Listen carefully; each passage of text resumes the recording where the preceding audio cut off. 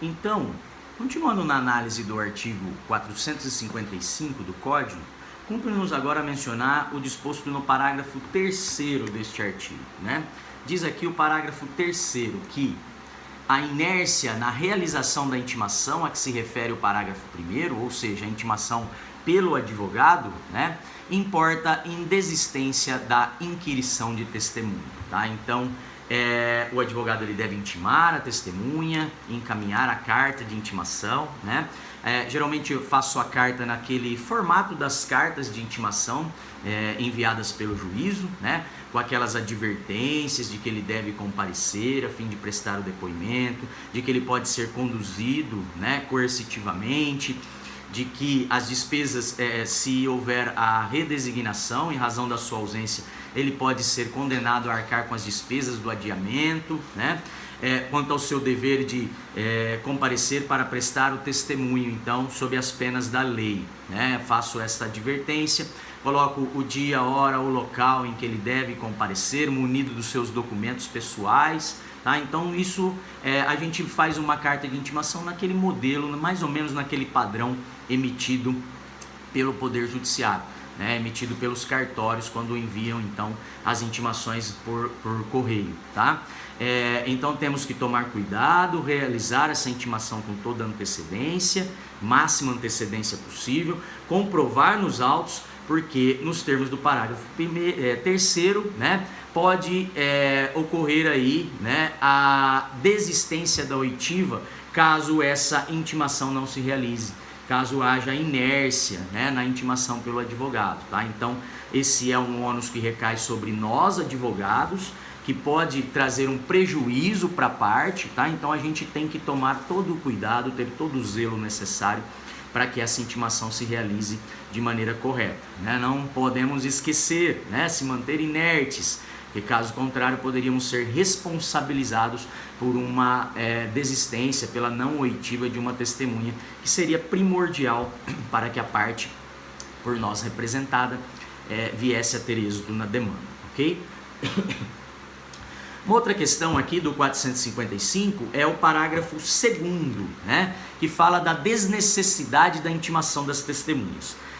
Diz aqui: a parte pode comprometer-se a levar a testemunha à audiência, independentemente de intimação, tá? Então ela pode mencionar que as testemunhas, independentemente de intimação, comparecerão no dia, hora e local a fim de prestar o seu depoimento, tá?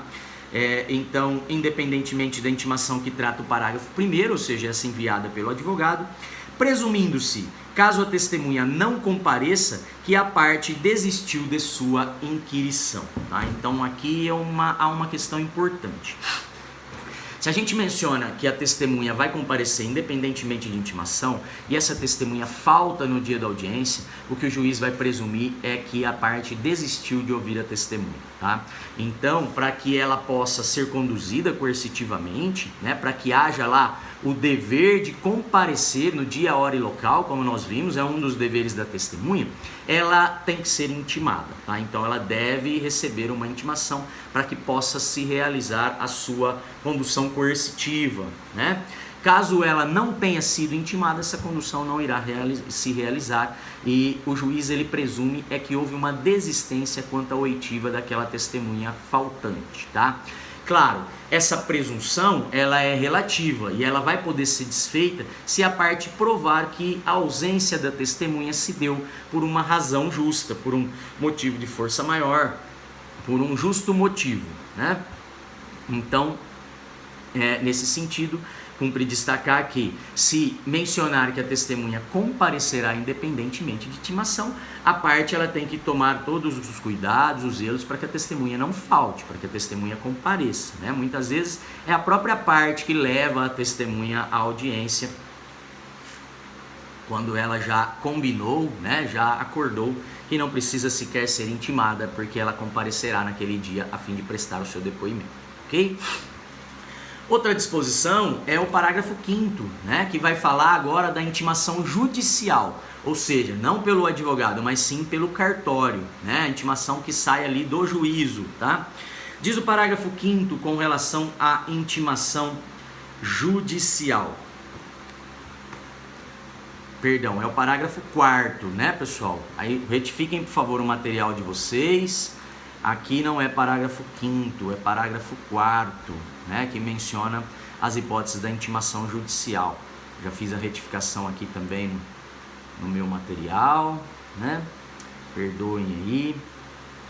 E o que diz então o parágrafo 4º a respeito das intimações pelo juízo? A intimação será feita pela via judicial quando, inciso 1, for frustrada a intimação prevista no parágrafo 1º desse artigo, tá? Então o advogado tentou fazer a intimação, porém ela se mostrou frustrada, né? Não foi possível, voltou lá a carta de intimação sem o cumprimento, né? Sem o efetivo, a efetiva entrega para a testemunha, tá? Então, quando frustrada a intimação, o advogado tentou fazer a intimação, mas não foi possível, né? Por algum motivo, a intimação não se concretizou, porque o correio muitas vezes não vai atrás da testemunha, né? Como faz o oficial de justiça. Então o advogado ele pode, depois de frustrada a intimação, pedir para que a próxima tentativa se dê pela via judicial, por meio do juízo, né? Pedindo aí até uma intimação por meio de mandado, né? Mandado cumprido pelo oficial de justiça, tá? Então a primeira hipótese de intimação pelo juízo é quando a intimação do advogado é frustrada, ok? Inciso 2, também pode ser realizada pelo juízo a intimação quando sua necessidade for devidamente demonstrada pela parte ao juiz, tá? Então, o advogado podia, já desde logo, requerer a intimação judicial, né? Demonstrando ali a necessidade da colaboração do juízo a fim de se concretizar a intimação da testemunha. Como, por exemplo, testemunhas que moram em zona rural, em locais onde o serviço de correio não atende, né? Então é possível pedir a colaboração do juízo para que essa intimação se dê para o oficial de justiça, para que o oficial de justiça, né, uma vez sendo recolhida a sua diligência, caso não haja gratuidade de justiça, ele vai até aquele local, né, até a zona rural e procura pela testemunha a fim de intimá-la para a audiência de instrução e julgamento, tá? Então, segunda hipótese é a parte demonstrar a necessidade, né, pedir a colaboração do juízo a fim de realizar a intimação da testemunha, tá? Terceira hipótese, que a testemunha poderia ser intimada pela via judicial, quando figurar no rol de testemunha servidor público ou militar, hipótese em que o juiz requisitará ao chefe da repartição ou comando do corpo em que esta servir, tá? Então, quando a testemunha é servidor público ou quando a testemunha é um militar, ela tem que ser intimada pelo juízo, tá? A intimação não vai se dar pelo advogado da parte, a intimação vai se dar pela via judicial. E além da intimação, a testemunha servidor ou a testemunha militar, ela tem que ser também requisitada, tá? Então, além da carta de intimação, além do mandado de intimação, vai também uma requisição a respeito da liberação do servidor público ou do militar para comparecer à audiência, tá? Então, ele é enviado também uma requisição ao chefe da repartição pública ou ao chefe do comando aonde o militar servir, para que aqui naquele dia, horário e local ele possa liberar a testemunha, tá? Então vai uma intimação para a testemunha e vai uma requisição para o seu superior hierárquico, tá? Para que ele possa então liberar a testemunha a fim de comparecer para prestar o seu depoimento, ok?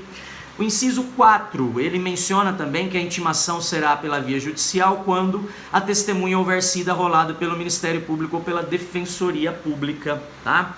Então, quando as testemunhas são do MP ou da Defensoria Pública, não é o promotor e nem o defensor que faz a intimação, como no caso do advogado, tá?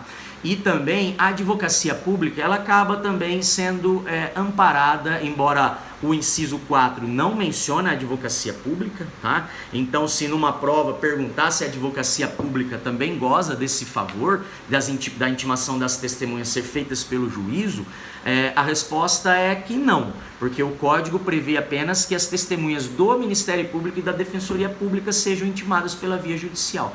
Porém, na prática, os juízes têm permitido a intimação judicial dos advogados públicos, tá? Eu costumo enviar, né, pessoal? A primeira tentativa, isso é mais prática, a gente já atua também no ramo privado, né?